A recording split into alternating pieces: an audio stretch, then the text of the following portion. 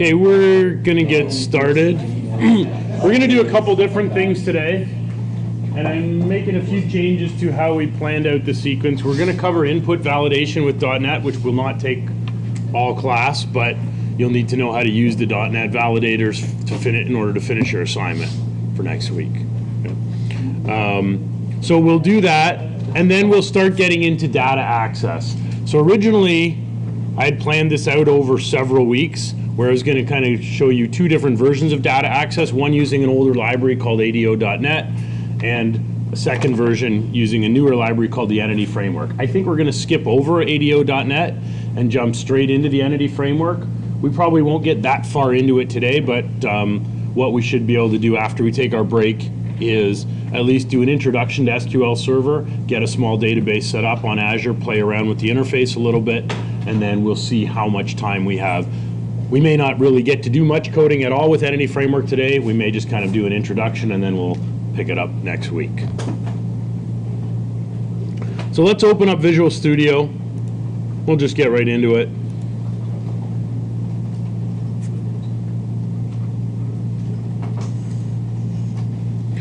I'm probably going to make two different applications today. I'm going to make a simple one-page application to do the validation, and then I'll make a separate application for doing the data access. And that application, I think what we'll do is each week we'll just build on it. We'll start out working with single tables, then we'll look at doing sorting, filtering data, we'll move on to relational data, and we'll just, that way we'll keep building on to that application.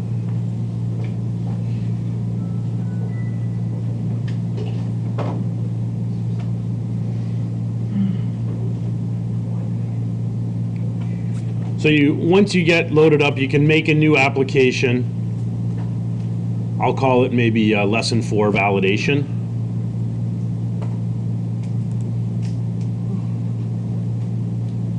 And just create a blank. This will just be a one-page site.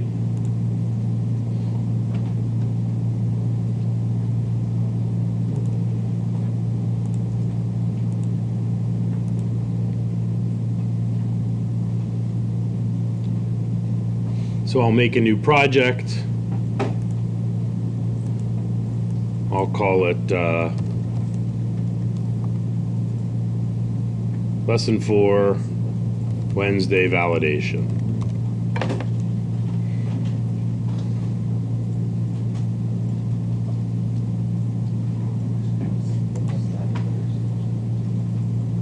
And we'll just make this an empty web forms app.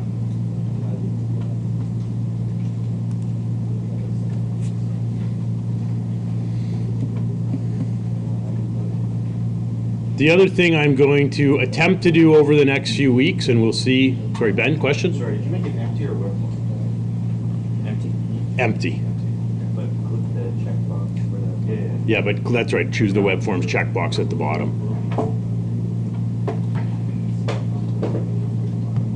A few people have asked, and I know Tom does this in his Thursday section of the class. A few people have asked if I could try screencasting the lessons and posting them on YouTube, so you can go home if you want to see something in class while you're doing your project, then you can watch all or part of the lesson. So I'm going to give that a try. We'll see how it goes. If it becomes cumbersome, I will stop, or if nobody bothers to watch, if they're of no use to anybody, then I will stop, but I'll try and record the next few lessons and put them up. And if that's of value, then maybe it will help you. If not, then I won't bother. So we'll just make a blank page for today. We'll just add a web form. We won't bother with any styling or a master page. We're just doing a single page here.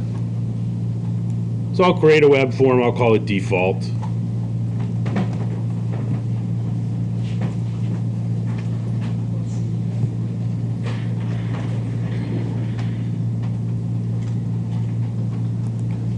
So what we'll do here is kind of a mini version of your assignment. We'll just do a very simple calculator page, and then we can add some validation in so we can see how the .NET validation rules work. So I'll just put a heading on here.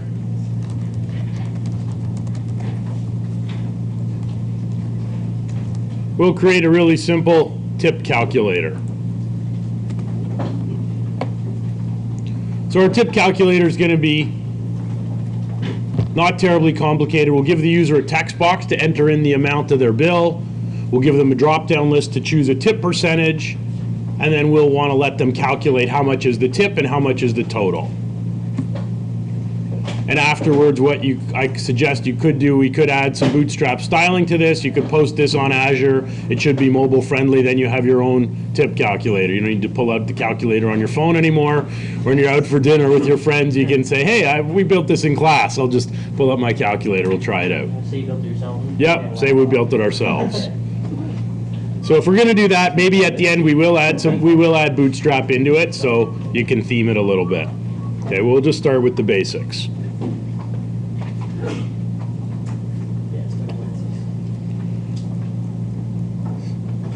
So in here, we'll add a couple labels.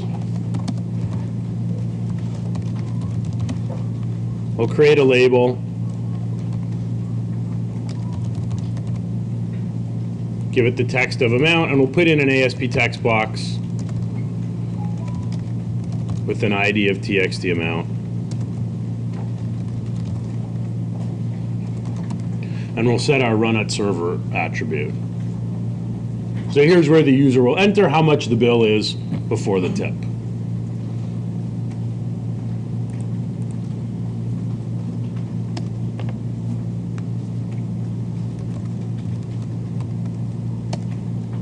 We'll then enter a second label. We'll create a drop-down list called DDL%, where we'll give the user three options: 10%, 15%, 20%. 15 being fairly standard, 10 you didn't get great service, 20 you got really good service.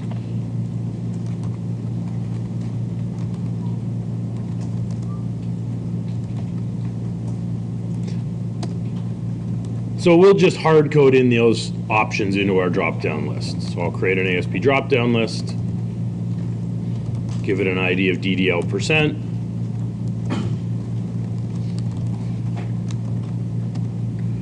And we'll just manually add the three ASP list items. Most of the time we've got a drop-down list, we're going to fill it from the database. We're not quite there yet. We should be able to do that by next week. So create an ASP list item. So the value for our first option is going to be 0.1. We want to use the decimal format so we can use that value to do the calculation. Our text can be a little more user-friendly. Our text can say 10%.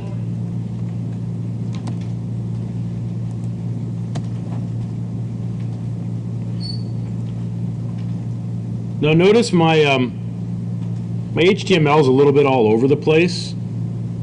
There's actually an auto format function in Visual Studio we can turn on. You may have seen it before. So if I just hit Control-A to select everything, right-click from the context menu. If I choose Format Selection, so I can either select the entire page or just a section of the page, and it'll re-nest my tags for me to make my code more readable.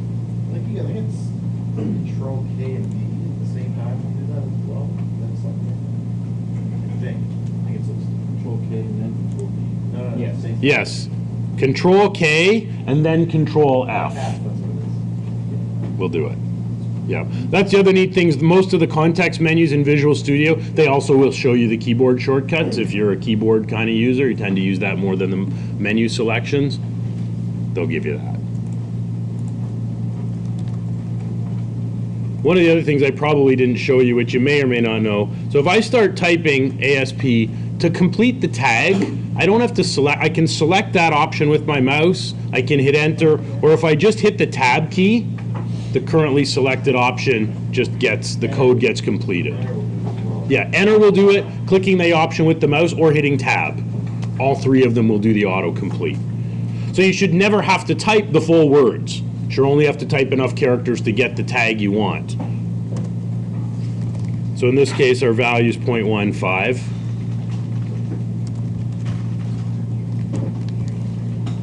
Our text is 15%. Yes, believe it or not, we didn't wait for you to show up. We did start. I took a chance. And we'll also set the selected attribute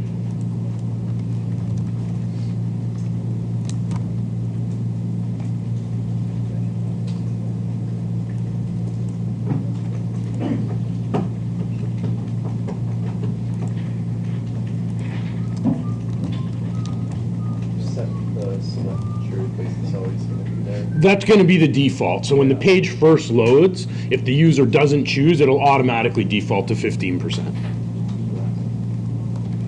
So our last one will be 0.2, will be the value. We'll set the text to 20%. If I want to look at the split view of it, we'll get a text box, we'll get a drop-down list.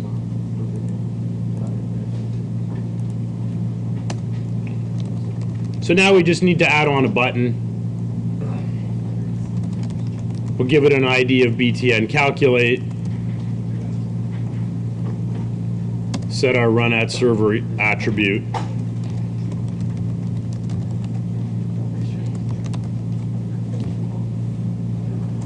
That's it.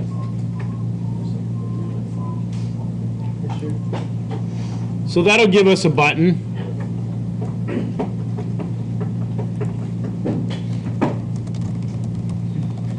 I'll throw in a title tag.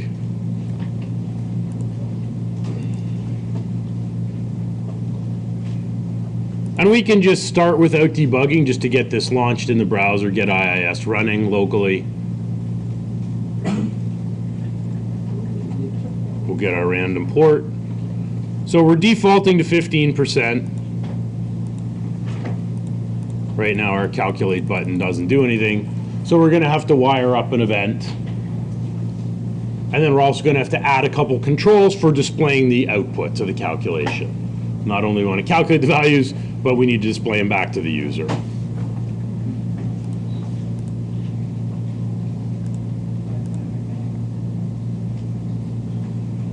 So down below my calculate button,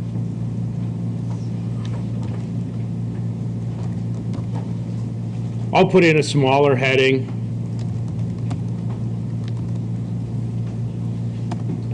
And actually maybe under here.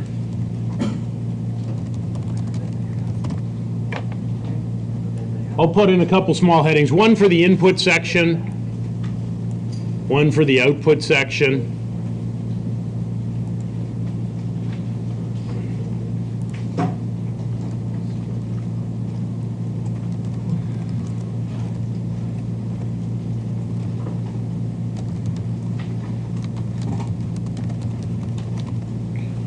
So we'll put in a label for the tip amount.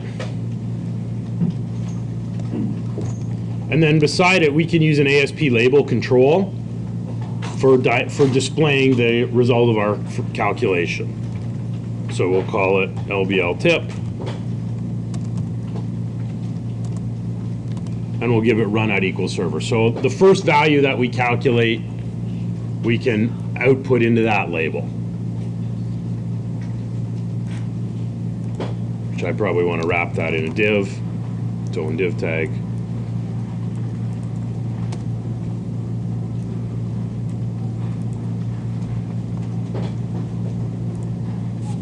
So now we'll need a second div with another set of labels, a static label and then a dynamic label to show the total. So we'll want to add the value of our tip to the value in our text box and show the total there.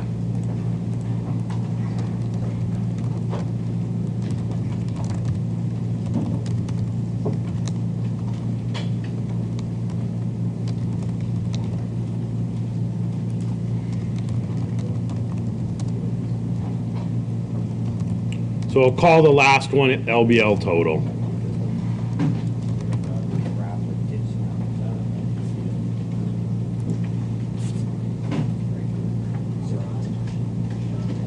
And having the div tags around each section, we'll put each one on a separate line, and it'll allow us to apply a Bootstrap class.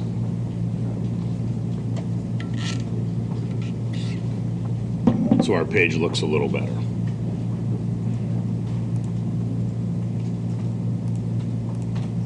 So at the moment now it looks like will look like this. So we want to calculate the totals. We also can toggle this so that our total section doesn't show up until the user clicks calculate. We can add a little styling, and we're going to add some validation to it. So if we jump into design view, we'll let Visual Studio write the event handler for us. We can just double click the calculate button. And this way we get our event handler in the C# in the code behind, and our HTML writes the on-click event to call that event handler.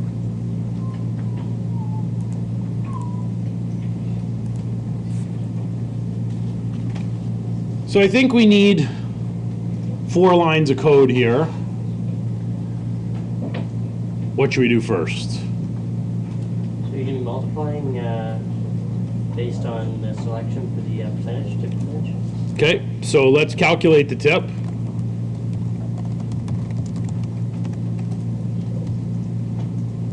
So we'll create a variable. I'll create a variable called tip.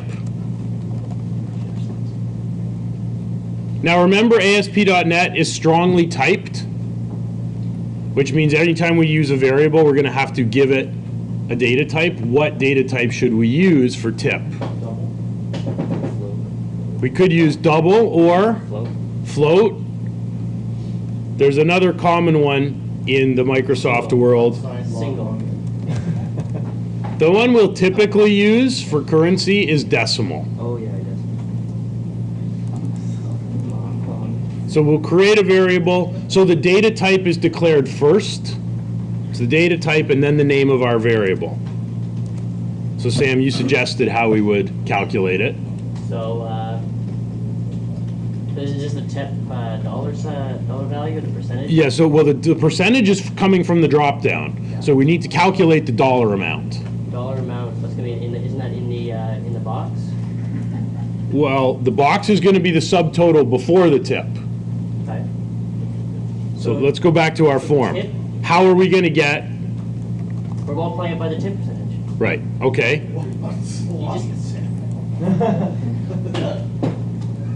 So we're going to need to You just told me take, you were going to do it in a couple of lines, and now you're doing it in one line. sorry, I meant we're going to calculate it in one line, we're going to display it in another, was what I meant. So we'll take the text amount, we'll take the amount of the bill. You'll have to convert that to decimal. Yeah, we will. And Visual Studio will tell us that. So what property of the drop-down list do we need to access to get this selected percentage? Well, it's not going to be selected index. Selected index will give us 0, 1, or 2. So we want the selected value. Yet, our editor's not happy. Right. You can see our operator says that we can't multiply. Both are considered strings. Even though we have numeric values in each, they're treated as strings. We're going to have to do a data type conversion. So would you do convert.toDecimal? That is exactly how we're going to do it. I like that. I like the decimal. So we've got all of these different convert functions. So we have to convert each string separately. It's less words, sorry. Or less letters, if you will. So we've got to first convert each string to a decimal, then we can multiply them and we can store the result as another decimal.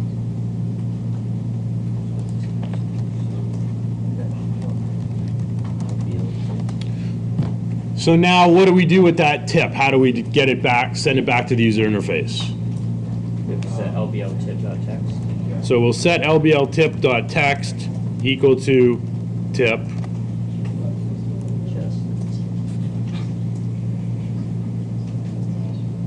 But we got to do something with it first. Tip.toString. So we've got to convert it back to a string. So there's 2 versions. You can call convert.toString. Because that's the most common, they've built in a shortcut, which is just toString.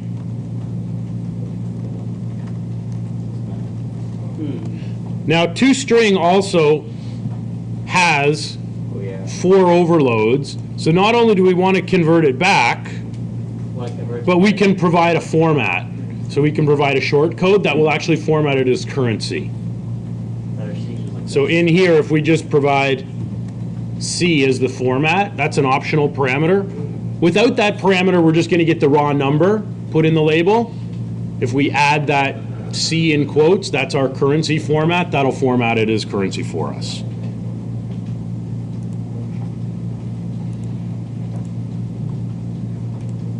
So I'm going to compile. We'll try this out and at least see if our tip is getting calculated and displayed properly.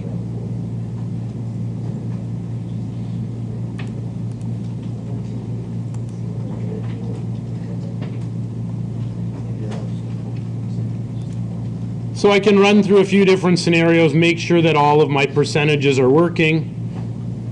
We can see our currencies being formatted. If you will.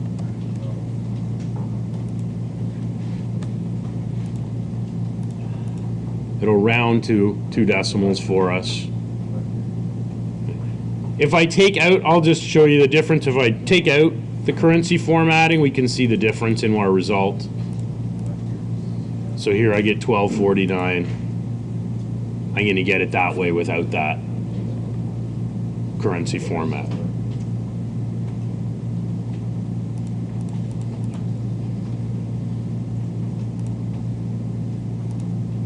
In fact, we can see how it rounds. So this one is 30.327, but if I do that same value with our currency in, it should round that value to $8.33, I think. Yeah, it will round it. Okay, so it will both round and format. So now we've got our tip.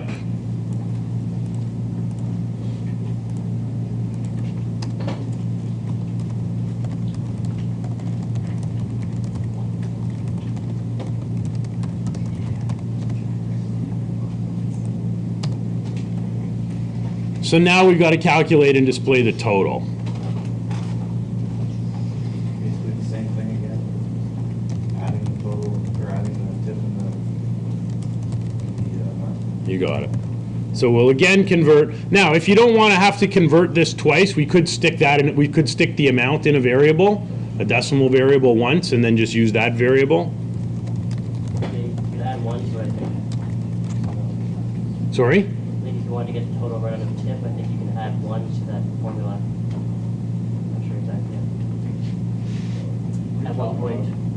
Yeah, 1.15 or 1. Yeah, Yeah, we could do that as well. or just add tip with the text amount. Yep, that would work as well.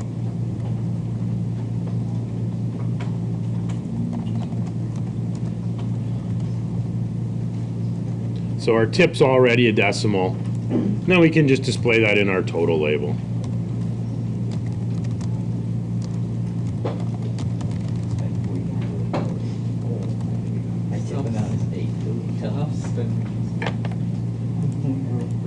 So there's the world's, what did I do wrong? I'm converting the wrong way. We're already a decimal. And again, we'll add the currency formatting. So just add the amount of the tip on to the original bill amount, convert back to a string format as currency, send it back to the user interface.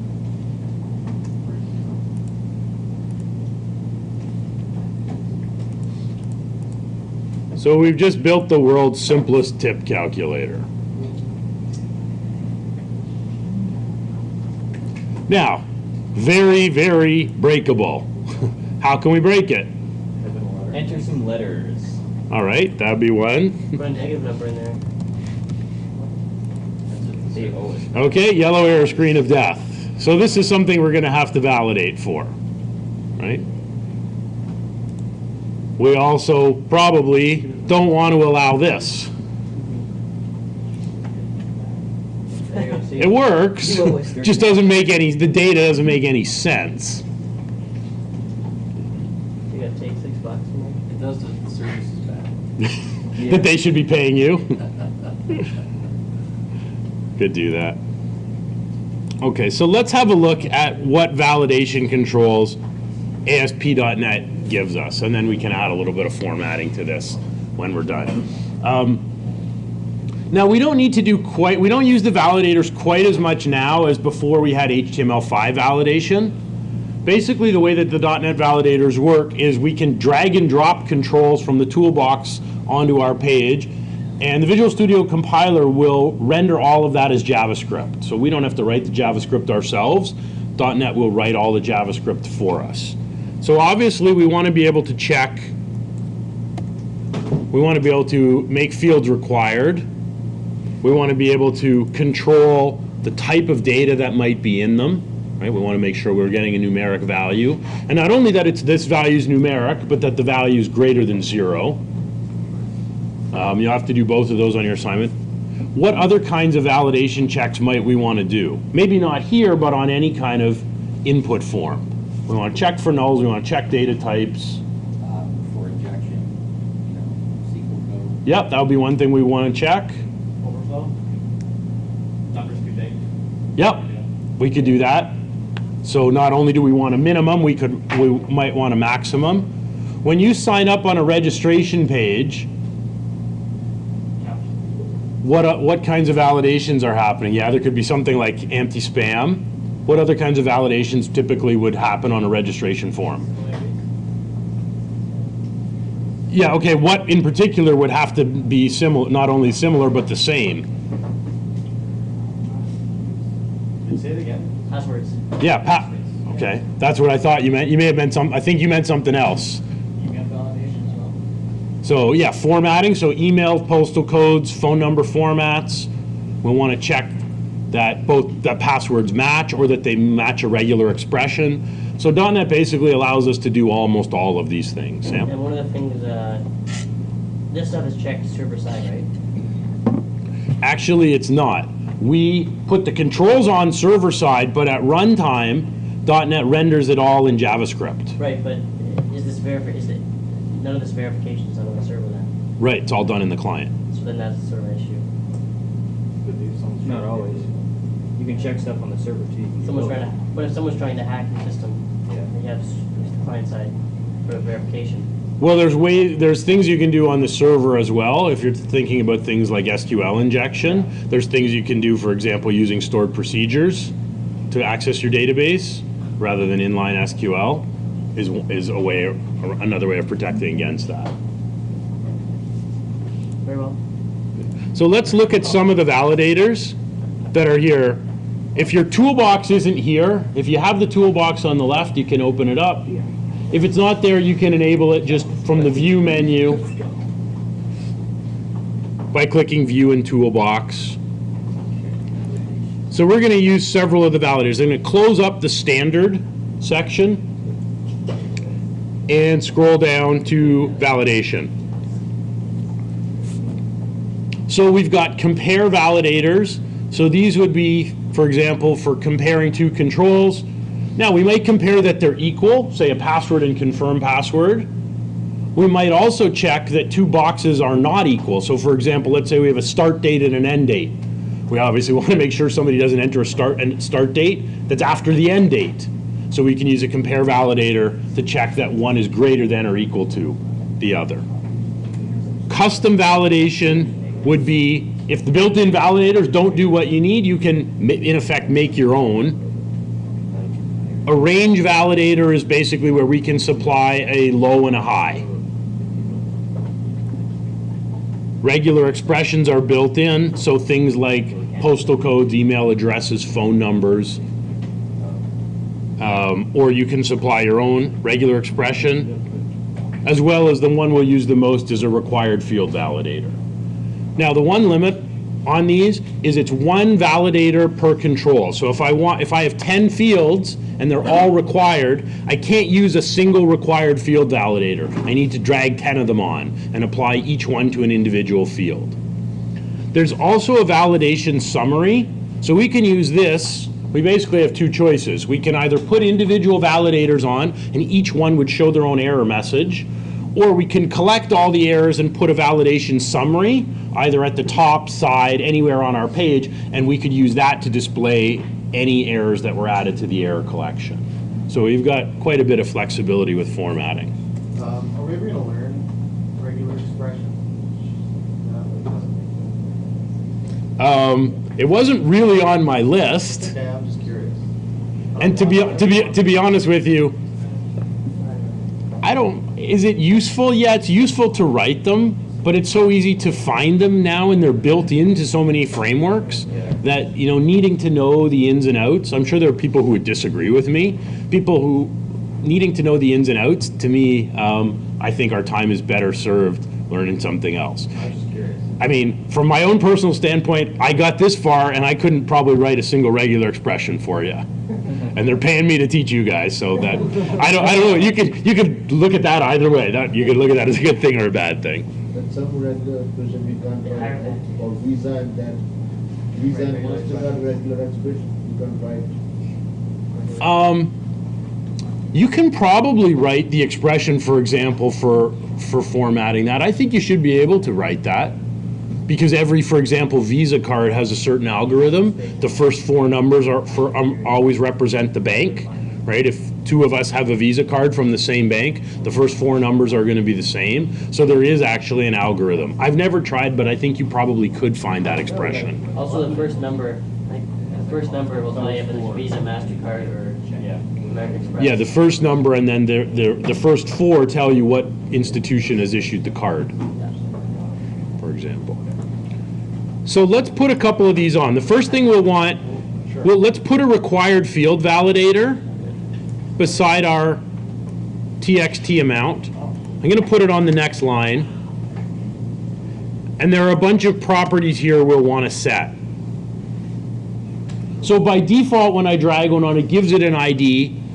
We don't really need to give descriptive IDs to these things because we're not going to interact with them in our server-side code, so I'll just leave the default ID. We'll need the run at equals server. The error message, this is the actual message that will display if that field is left blank. We probably don't want it to say required field validator. So we'll maybe change that message and just have it say required. So if the validator is triggered because text amount is empty,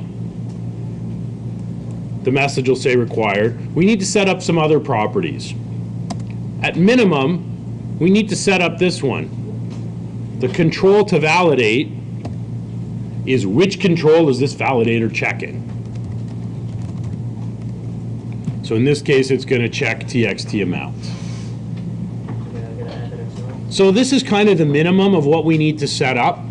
We'll eventually add a few more attributes to this to make it work a little better, but we can try it out just like this. We don't have to recompile. We haven't changed anything in our DLL or on the server side of things. We've just added HTML control. So if I just refresh my page now and click calculate,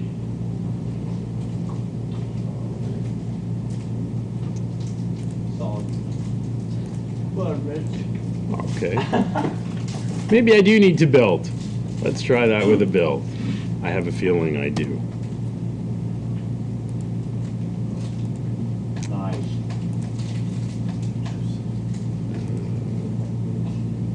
So I think it's getting caught in a format because there's nothing there. So I think it's getting. No, I've just left out a property, I think, here.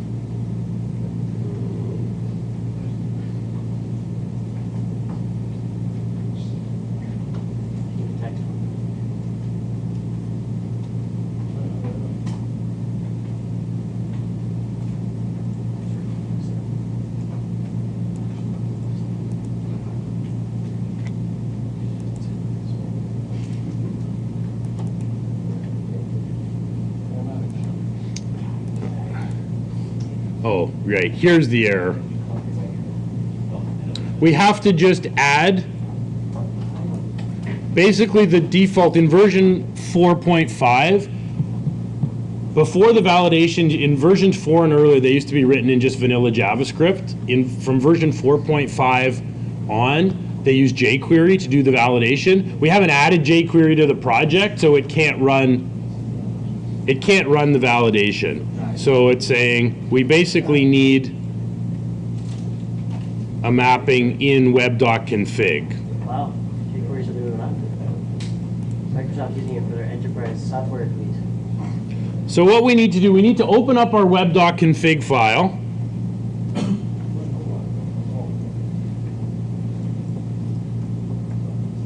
Well, what's that config?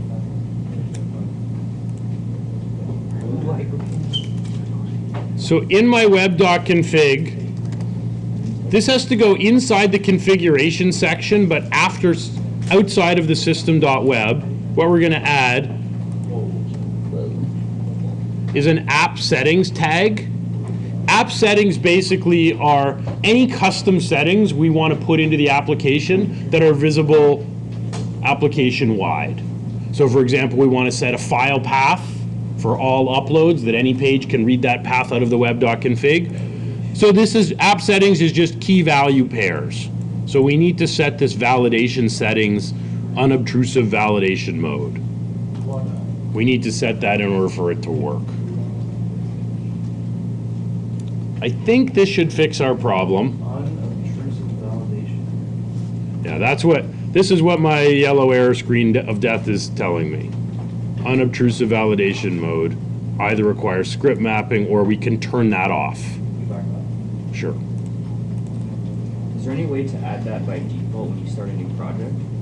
Because I feel like I'm going to use compare validators a lot and I want to add it every single time. Good question. Yeah, actually what we should do, that's a great question, and we'll do that either later today or maybe next week. When we create a project, there is an option when you create a new project that says from existing code. So what we probably should do, we can set up our own application template that will include that.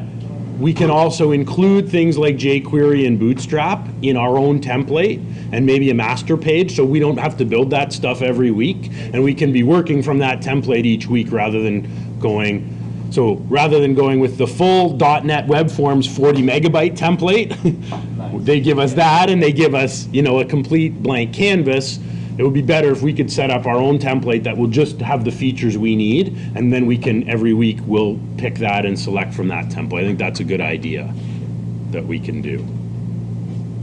So thank you for mentioning that. Brad? For the assignment, I added that in my default ASP text in the page. Okay, Top. that's fine. No, well, the only difference is this is site-wide now. So if you were to add other pages into your project and you wanted to use the validators, those validators aren't going to work because you won't, so your choices are you either have to copy that code onto every page that uses the validators. The easiest thing is just put it in web.config because this is global.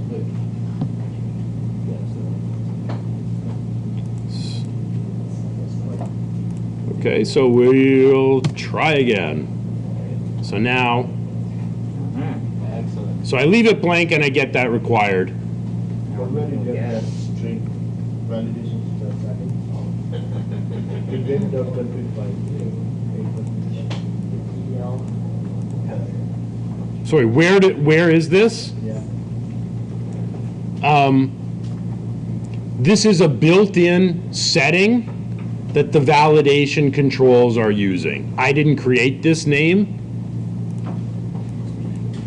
When I got the error message from before, if I take it out, so I'll just comment that out. We'll go back, I'll generate the error message again.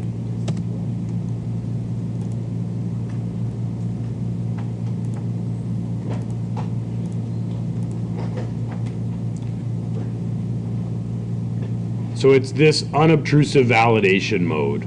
So that's a built-in enumerator into ASP.NET in the validation class.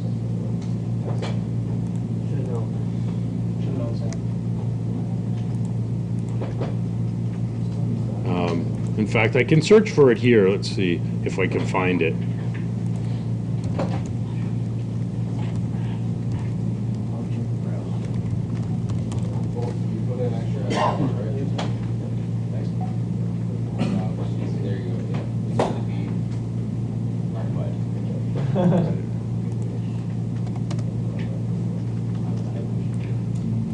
So it's a property of the validation settings class.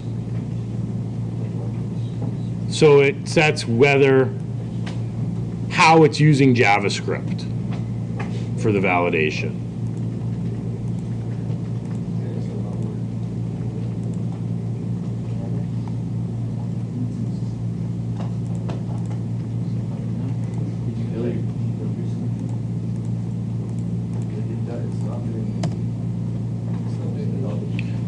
One of the other nice things about it, so not only when I click my button does it show up, but if I now enter a value, as soon as I leave the box, it goes away.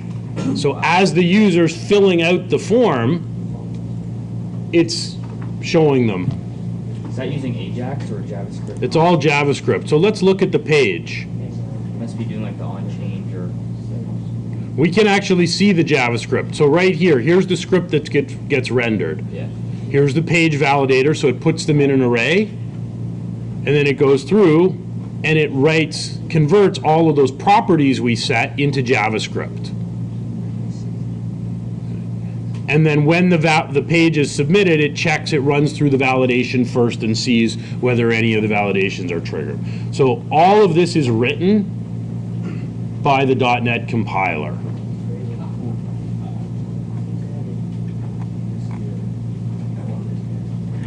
So there's no Ajax involved, it's pure JavaScript.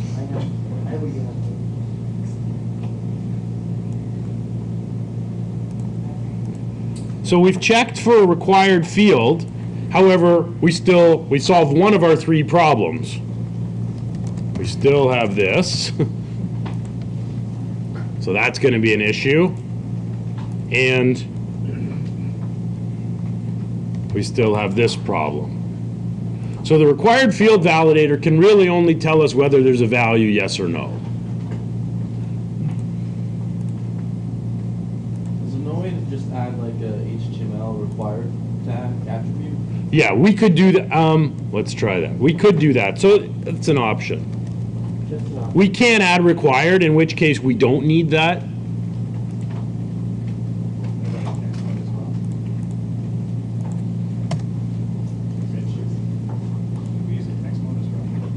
Oh, yes.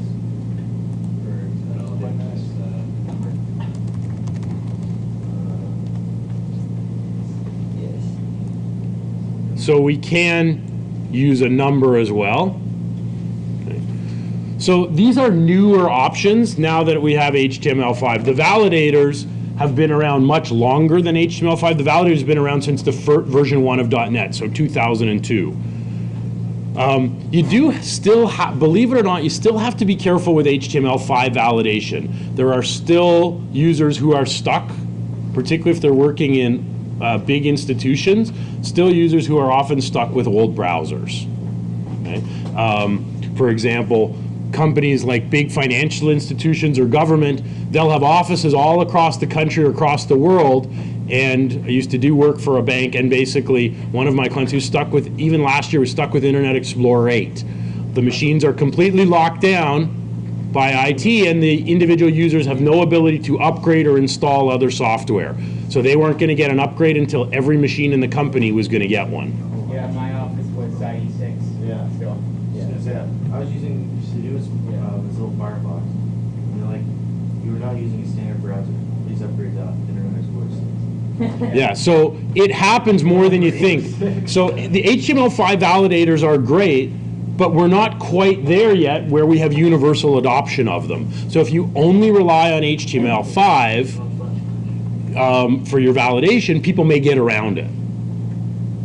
So it's up to you. You know, in this class, if you want to use the HTML5 validators, you can. So we could certainly use that text mode.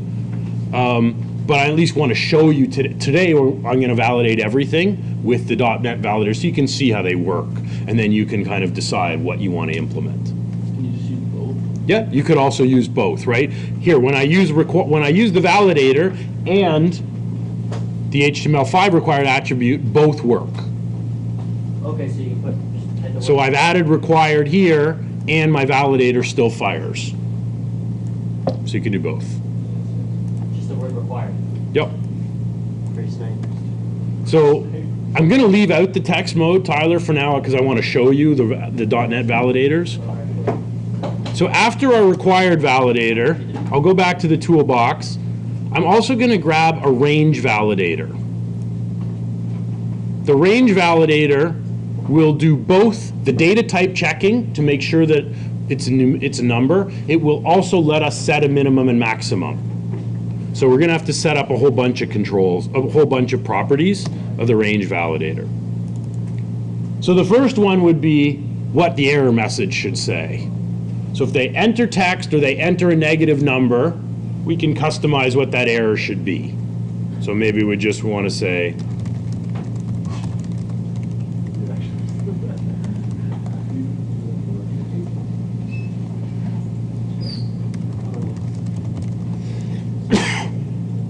we want it to be greater than 0 if we're calculating a tip. If they didn't pay anything, they're probably not going to have to calculate a tip. And if they do, it's going to calculate out to 0. So we'll set our error message as enter a number greater than 0. We'll set our control to validate, again, to our amount box.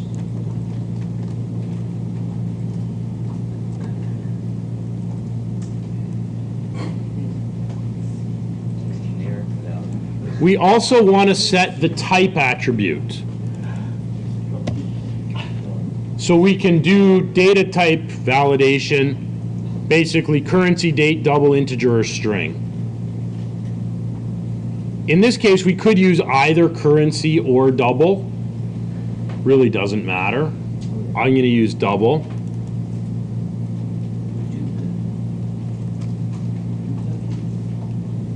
But whenever we use these, whenever we use a range, we not only do we have to specify the type, but we also have to specify a minimum and a maximum. So what's the lowest acceptable value and what's the highest? So in this case, our minimum acceptable value, I'll make it 0.01.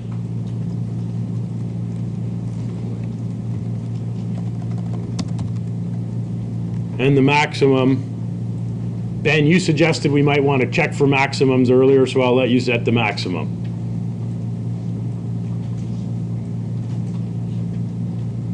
Ben, what are we putting at the max? What are we putting at the max? You said we might want to check that the number's not too big. Oh, the overflow? Yeah, so the overflow. Catch up my Visual Studio crash on me.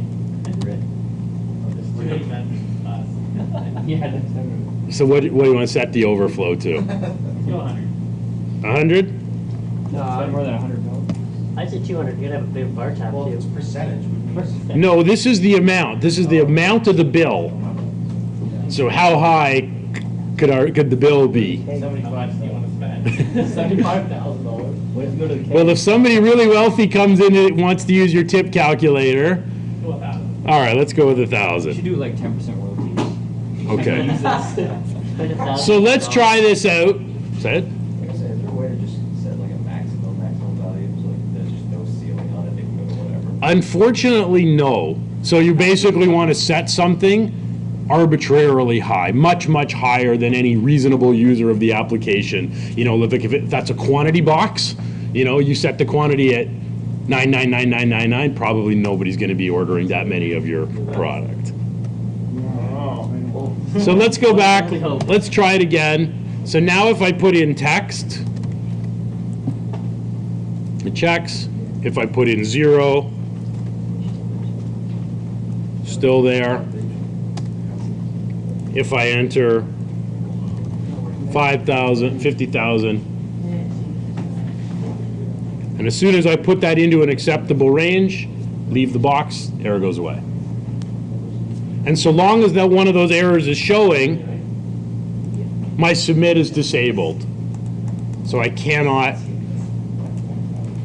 process the submission so long as there are one or more validation errors showing. Jeff? How would you use it to validate for injection and stuff? Would that be create your own? Is your number great? You would probably have to do a custom validator, yes, to check. David? You said we would calculate if it's an invalid range, you can't submit it. Okay, so what if you put in an invalid number and just like without any maximum? Would that be able to bypass it? Nope. Good question. So what if I don't actually click the submit button? So I hit enter instead, which would trigger a submit. Still won't work. She's working it out. You type like 15 submit. Yep. You put this stuff What on is your. a document? Mine's doesn't work at all. A document, that's so, that's semantics. General knowledge is how to use word. Sharing. Yeah, when some people don't. General knowledge. For procedural, like we don't need to. So if you're working for a company, your general knowledge of your company, you use word, right? Okay. So we can use both a range validator and a required. Now, from a formatting perspective, there is one small issue. Why is this message appearing over here? Because the other message for the required validator is taking up that space. Right, because our word required is being allocated here, even when it doesn't show up. So by default, when we put validators on, the space for the error message is already allocated. We actually have a way to change that. So what we want is I want this message to appear directly beside the box rather than floating off to the right. So if we go back into our validators, every validator has a display property. By default, that property is set to static, meaning that the space for it is already reserved on the page. If we change it to dynamic, we'll change both of them to dynamic. This way, they'll display directly beside the control that they validate. So we'll add that display dynamic. Why wouldn't it do that by default? You think that's... Because Microsoft. That's a good question. They've worked this way for 13 years. I don't know why they haven't set dynamic as the default. We'll submit a summary. That's right, Jeff. Send them a complaint. So now required shows up here. If I put in, now the message shows up right beside. Brad? You know how when you click on it, it has the drop down with all the previous things? No, the amount, the text box. Yep. Is there a way to disable that? That's a browser setting. That's your, that's the, so, Maybe CSS. can you disable the end user's autocomplete on your form? I think you can. I think there is a way to do it with JavaScript. Is there a way to wipe all their, No, on any site, no. But I'm pretty sure you can disable it on your own form. I've never tried. Have you done it? You said yes, you've done it with the JavaScript. Here, we'll have a quick look, Brad. There's an autocomplete. Yeah, I googled it. There's an Virus that had autocomplete attribute. JavaScript method virus that had.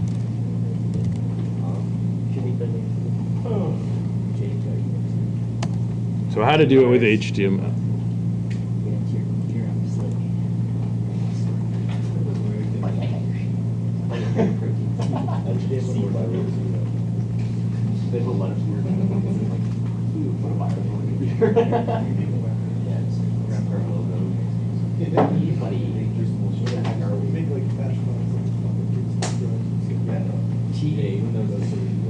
So in HTML5, this might work. It looks like there might be there's an autocomplete option, but that's only HTML5. So you can try doing it this way in jQuery. So setting the autocomplete attribute to off. We'll try it on here. We can try it in the text box and see.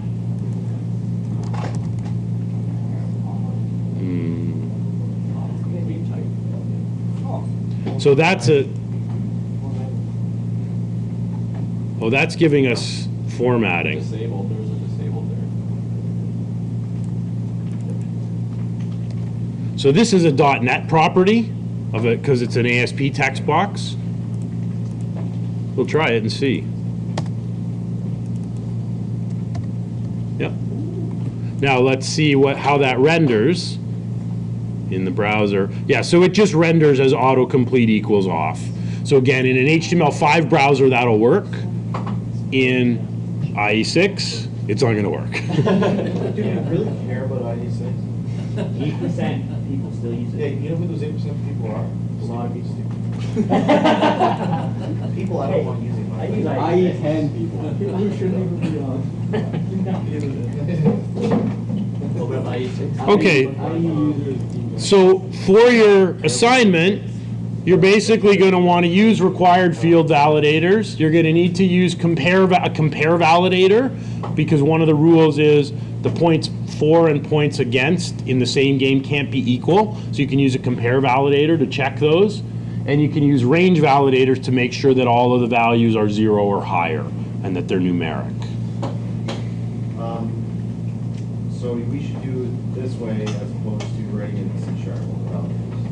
Well, this is much yeah, there's I know it is. I'm just asking. yeah, I would do it this way. I mean, the only thing, the only check you could add in C# that I didn't make a requirement was I didn't make the requirement that if points for is greater than points against, then you have to have selected win. You can't lose if you've scored more than the other team. I didn't put that in. So you could try coding that in C#, because there's no way to get that logic.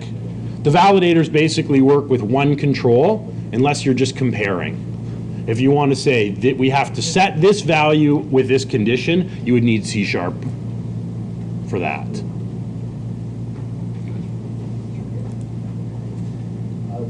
This is that wave configuration is setting. It should.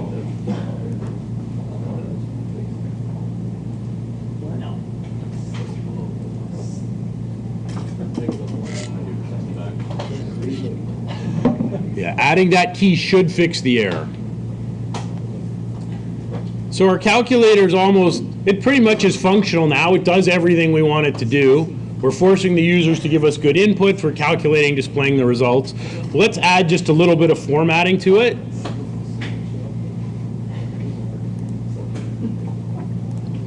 So the first thing I'm going to do is I want to hide this section when the page first loads. There's no need to show the output section.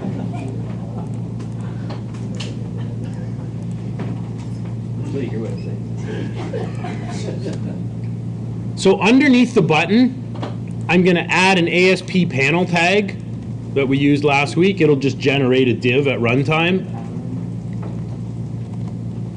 I'll give it an ID of PNL results. And we'll set run at equals server to server control. So I want to nest this whole section inside. So by default, when the page loads, I want that section hidden. Very well. Sam, that's okay with you? Yeah. Very well. So when we load it, it's hidden. And now when I run my tip calculator, It doesn't come back. it doesn't come back. No. So what do we need to do to show it? Gotta set the value to true in the method. So after we do our calculation,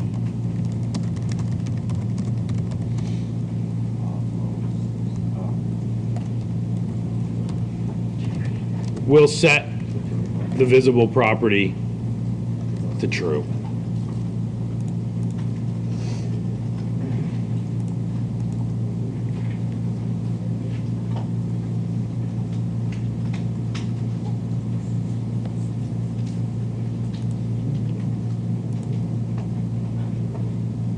So now it's not there. When we first load, if we put in bad data,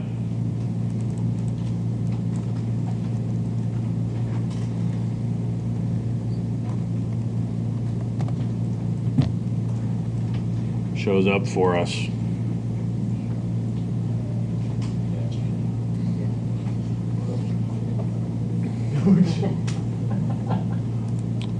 The other thing I'm just going to throw on here, I'm just going to go back to Blackboard, go to Tools and Resources.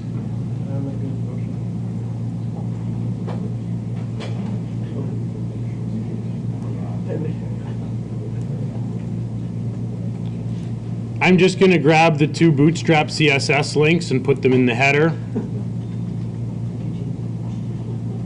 So inside of tools and resources, I'm not going to bother with the JavaScript. I don't think we need it for this.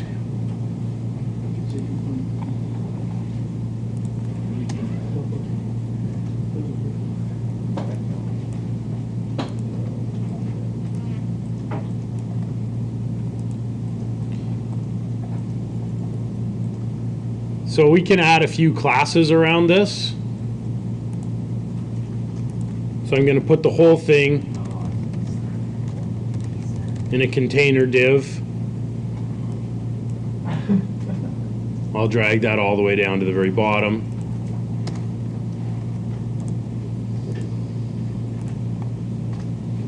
And I'll add a few Bootstrap classes. So my form, I'll add form horizontal.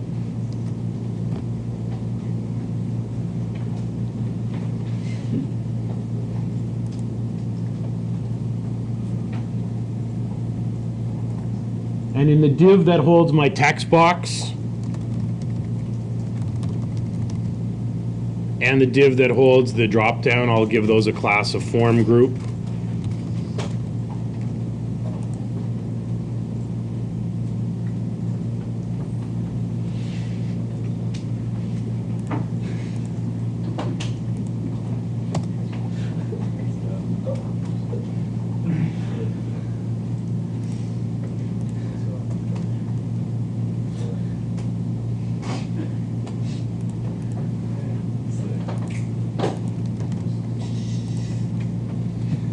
We can add some styling to the button. Do we have to use Bootstrap for something? Nope.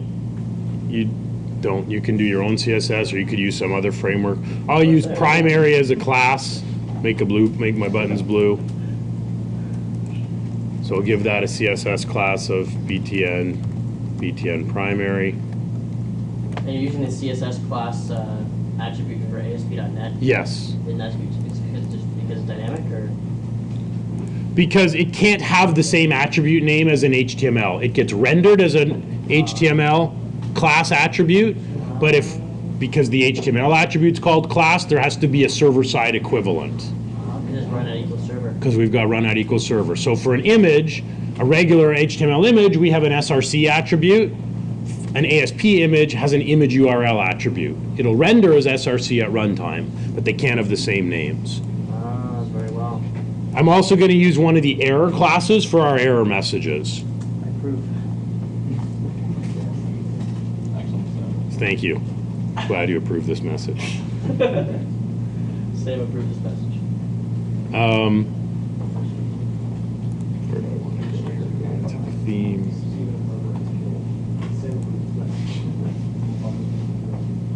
So for labels, we'll use a class. We'll use this label warning class on our validators. Then they'll show up in red.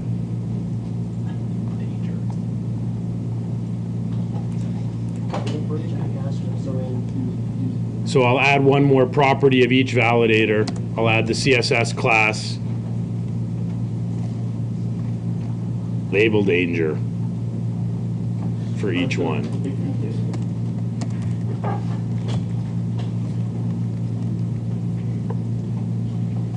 So I'll add that attribute. Danger one or warning? Oh, whatever you want. Add any class you like. Sounds good to me. Danger. Stranger danger. You approve? Nope. Yeah, actually, I don't like that one too much. Oh, oops.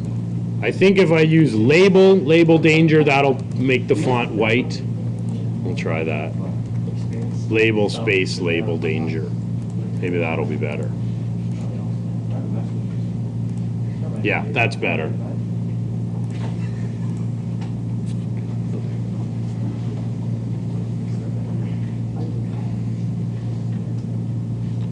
So give it that class label space label danger, and now if I fill out my form properly, there's your calculator. Should be nice and easy to use on your phone. So last thing I'm going to do, I'm just going to push this up to Git and deploy it to Azure. So I'll create an empty repository.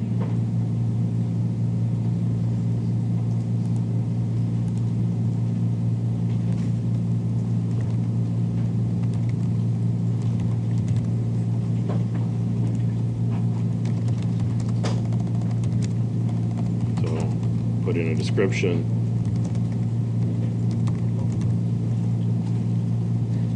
So I'll create the repository, grab my repository link,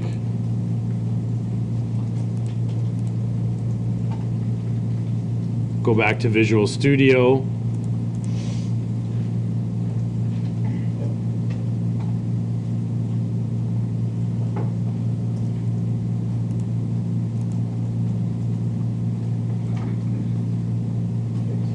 and I'll go to the Team Explorer and click on Changes.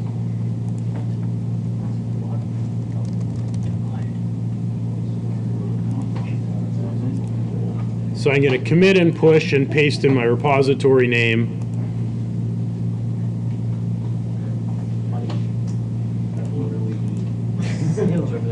So if I go back to Git, here's my source code. And now I should be able to log in. Actually, I'm already logged into Azure. So I'll just make a new website. Choose Custom Create.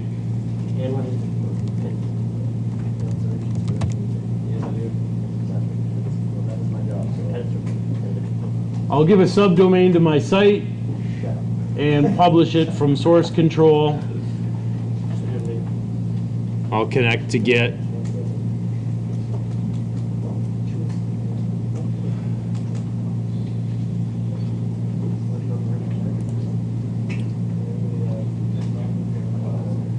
And I'll choose my tip calculator.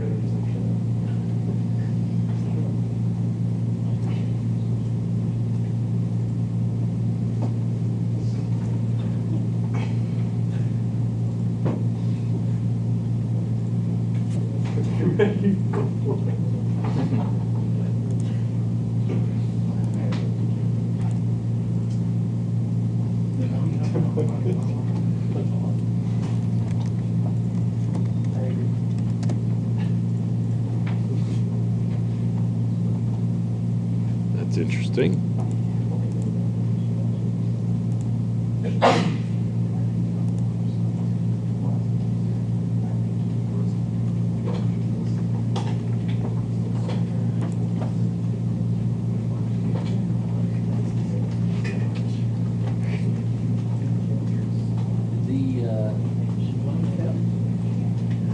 Sorry?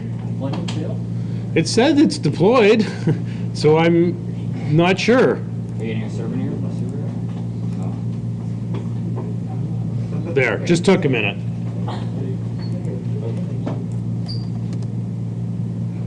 Mind you, I don't know why it's not loading my default page. That's odd. Because my... Did you set it as default in the So if I go into configure, these are all of the default documents, and default.aspx is here. Oh, it is there. I'll just move default ASPX up to the top. So that's under configure. I just clicked on my site and chose configure. I'll save those changes. And I might need to restart the site. So that just places it as like priority? Yep, so that's priority of what documents it looks for. Okay. So if I restart it, You know, for something that's supposed to be user-friendly, it doesn't seem. there it is. More user-friendly than IIS. More user-friendly. Yeah, I guess. Okay, so now we've got our calculator online.